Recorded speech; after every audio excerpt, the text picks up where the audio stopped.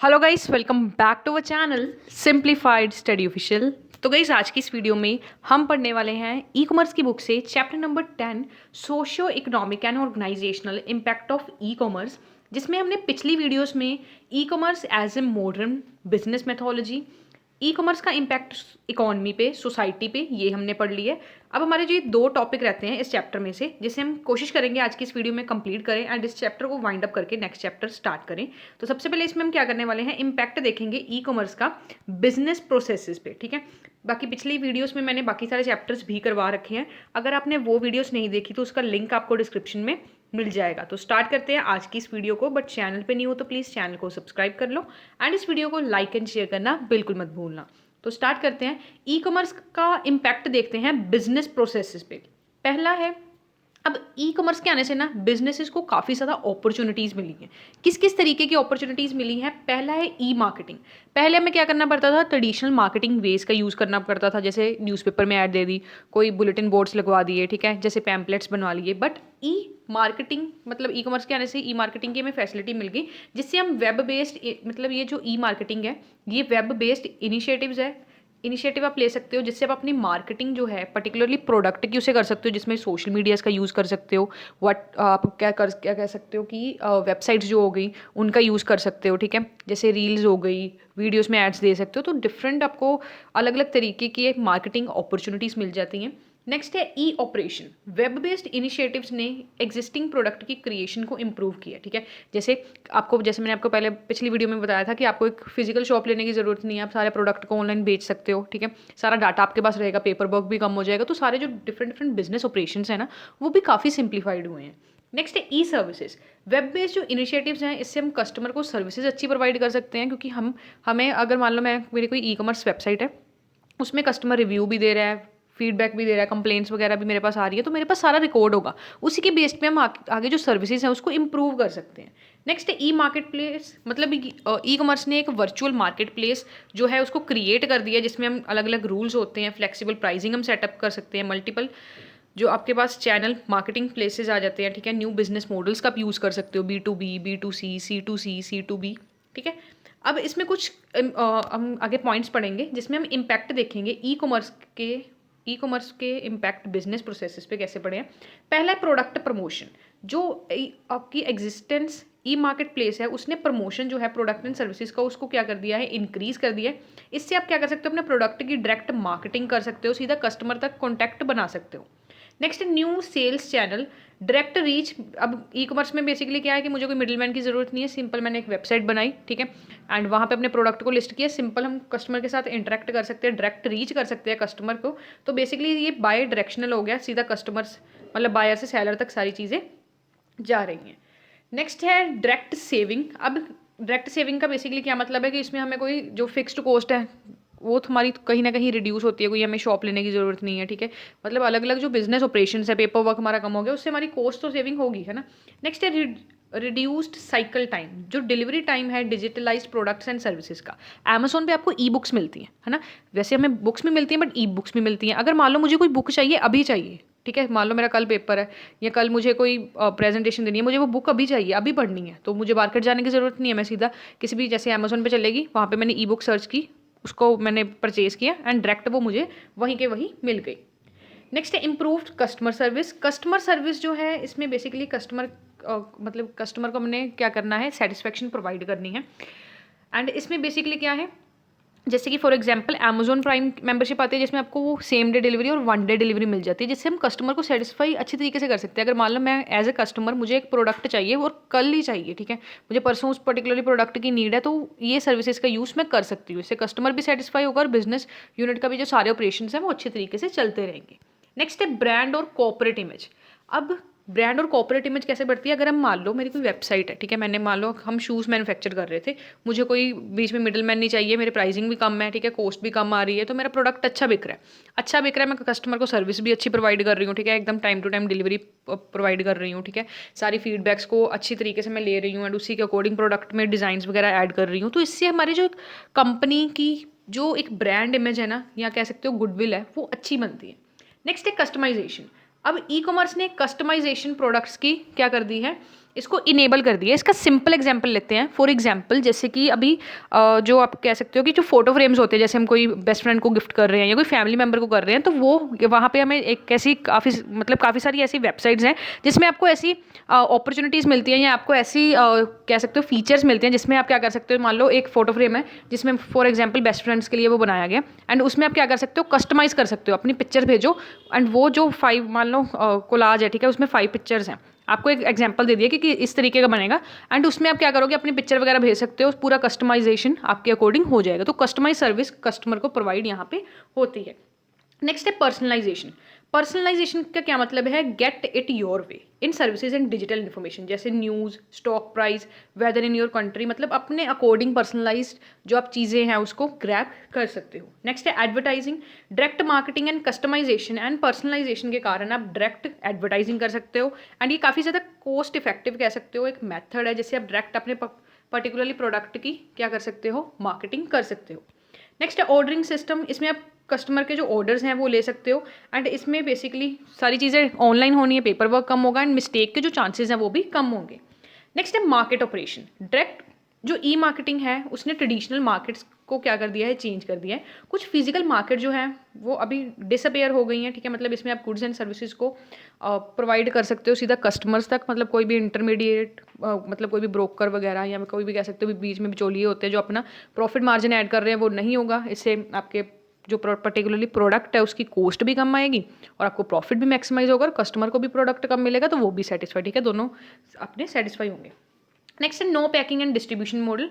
Digital products के लिए जैसे सॉफ्टवेयर हो गया, म्यूजिक हो गया, कोई इन्फॉर्मेशन हो गई, कोई ई बुक हो गई, उसके लिए आपको कोई पैकिंग, कोई चीज़ें तो चाहिए नहीं, कोई डिस्ट्रीब्यूशन मॉडल चाहिए नहीं, तो वो सारी चीज़ें सिंपल वे में आपकी ईजिली हो जाएंगी। नेक्स्ट है new sales model. New sales model जैसे कि शेयरवे, फ्रीवेयर, पे एज यू यूज़, ठीक है, ये जो मॉडल्स हैं ये भी यूज़ हो रहे हैं। जैसे नेटफ्लिक्स का हो गया, अलग अलग आपको वहाँ पे सब्सक्रिप्शन पैकेज मिल सकते हैं, जो आपकी नीड है उसी के अकॉर्डिंग आप उसे बाय कर सकते हो, ठीक है। अब हम पढ़ने वाले हैं impact of e commerce on business organisation. हमने बिजनेस ऑपरेशन पे क्या इम्पैक्ट पड़ता है ई कॉमर्स का, वो पढ़ा। अब हम पढ़ेंगे कि ई कॉमर्स का इम्पैक्ट बिजनेस ऑर्गेनाइजेशन पे किस तरीके से पड़ता है, ठीक है। ई कॉमर्स जो ऑर्गेनाइजेशन है वो बेसिकली 2 टाइप्स की होती हैं। पहला है प्योर.com ई कॉमर्स कंपनीज और दूसरा है hybrid e commerce company. Pure e commerce companies कौन सी होती हैं, ये प्राइमरली अपना जो गुड्स है एंड सर्विसेज हैं ये इंटरनेट पे ही सेल करती हैं, इनकी कोई शॉप वगैरह नहीं होती है, ठीक है। नेक्स्ट है hybrid e commerce companies. Hybrid e commerce companies जो बेसिकली क्या है, ये वो कंपनीज होती हैं, मतलब इनकी एक फिजिकल, मतलब कह सकते हो ये वो कंपनीज होती हैं जिनकी एक शॉप भी होती है एंड ये अपना ऑनलाइन काम भी कर रहे होते हैं, मतलब ठीक है, इनके पास फिजिकल कह सकते हो क्या होता है, फिजिकल लोकेशन भी होती है, एंड इसमें बेसिकली अपना जो प्रोडक्ट एंड सर्विसेज है उसे सेल भी कर रहे हैं, मतलब इनका आप शॉप पे भी जा सकते हो और ऑनलाइन भी परचेज कर सकते हो। जैसे काफ़ी सारे ऐसे ब्रांड्स हैं, ठीक है, फॉर एग्जांपल ज़ारा हो गया, तो वहाँ पे आप उनकी शॉप पे भी जा सकते हैं ना, ऑनलाइन भी परचेज कर सकते हैं, ठीक है। अब इसमें आईसीटी टेक्नोलॉजी को यूज़ करने के लिए बिजनेस को काफ़ी ज़्यादा इंप्रूवमेंट्स मतलब यहाँ पे प्रोवाइड हुई हैं, कॉस्ट रिडक्शन हुई है, एंड काफ़ी सारे की फंक्शंस हैं वेरियस डिपार्टमेंट्स में, जैसे कि ह्यूमन रिसोर्स सर्विस हो गया, ठीक है, internal communication, purchasing, sale force, automation and management, product development team, ये सारे जो है ई कॉमर्स का यूज़ करते हैं, कहीं ना कहीं किसी डाटा को प्रोवाइड कर रहे हैं, ठीक है, डाटा को सेंड कर रहे हैं, सारा सिस्टम मेंटेन कर रहे हैं। तो इसमें नेक्स्ट है following must be consider once a company has decided to embark on an e commerce initiatives, ठीक है। अगर हम एक कंपनी है वो ई कॉमर्स का यूज़ करना चाहती है तो कौन कौन सी उसको बातें अपने ध्यान में रखनी चाहिए।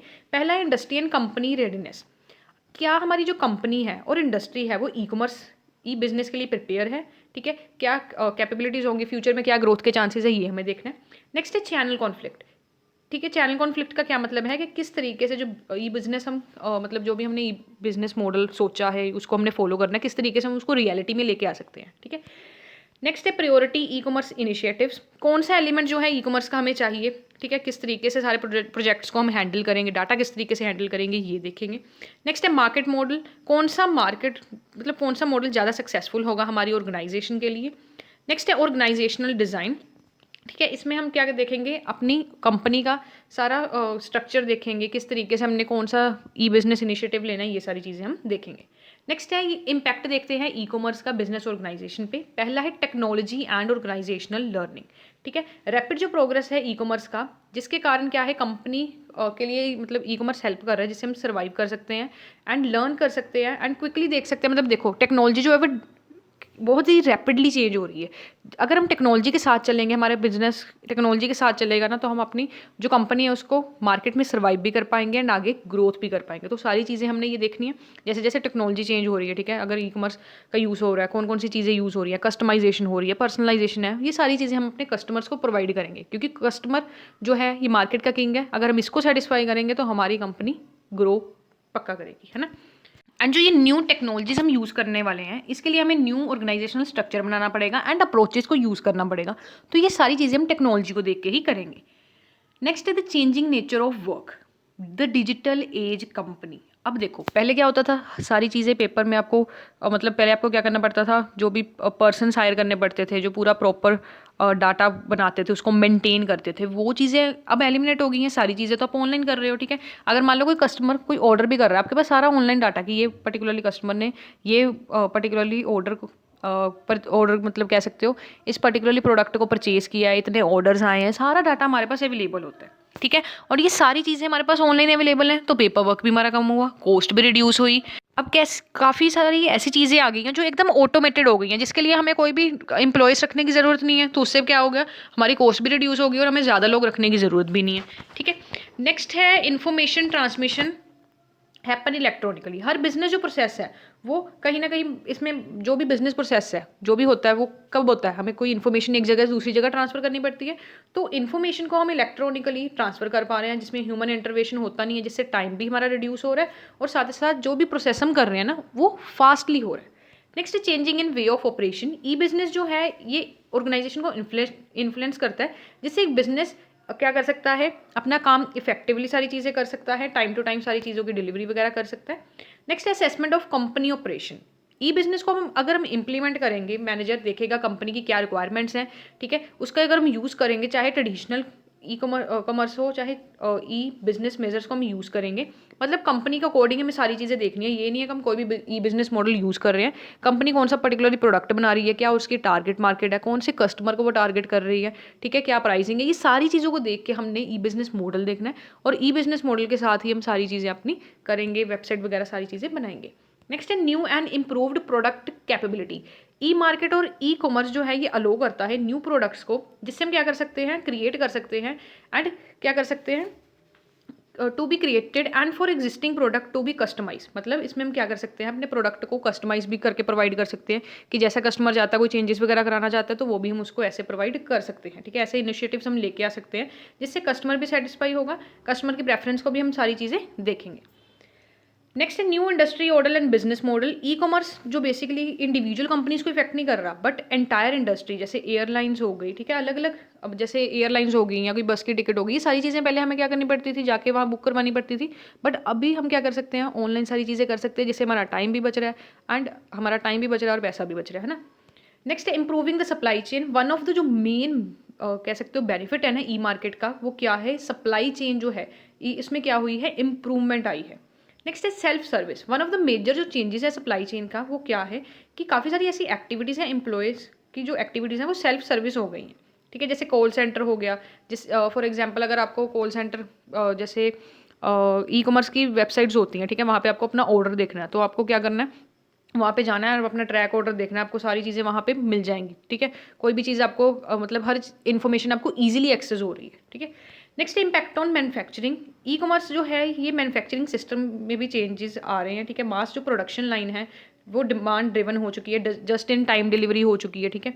एंड ये जो प्रोडक्शन सिस्टम्स है ना, ये इंटीग्रेट किसके साथ किए हुए हैं, फाइनेंस के साथ, मार्केटिंग के साथ एंड अदर फंक्शनल सिस्टम के साथ, ठीक है, जिसमें आपके बिजनेस पार्टनर्स एंड कस्टमर्स भी आते हैं, ठीक है। नेक्स्ट है बिल्ड टू ऑर्डर मैन्युफैक्चरिंग। इसमें बेसिकली क्या है कि आपको बिल्ड टू ऑर्डर मैन्युफैक्चरिंग में क्या है, a build to order pull up system is manufacturing process that start with order. Once the order is paid for, the vendor start to fulfill it. मतलब इसमें हमको सिंपल भाषा में कहूँ कि हमें क्या करना है कि ज़्यादा स्टॉक हमें मेंटेन करके नहीं रखना है। जब ऑर्डर आ रहे हैं या जब भी मान लो कोई हमें पता चल रहा है कि हाँ इतनी डिमांड होगी, तब हम मैन्युफैक्चरिंग वगैरह करेंगे। हमें इतना सारा कह सकते हो वेयर हाउस भर के नहीं रखना सारा स्टॉक के साथ, मतलब टाइम टू टाइम वो चीज़ हम प्रोवाइड कर सकते हैं। ठीक है, ठीक है। तो ये हमारे जो टॉपिक्स हैं इस चैप्टर के ये कंप्लीट हो गए हैं। ठीक है, बाकी हम नेक्स्ट वीडियो में चैप्टर नंबर 11 स्टार्ट करेंगे। एंड कोई और सब्जेक्ट की वीडियोस अगर आप चाहते हो तो आप मुझे कमेंट करके बता सकते हो। आप हमें इंस्टाग्राम @simplifiedstudyofficial पे फॉलो कर सकते हो new updates and important questions के लिए। आज की इस वीडियो में इतना ही। Thanks for watching.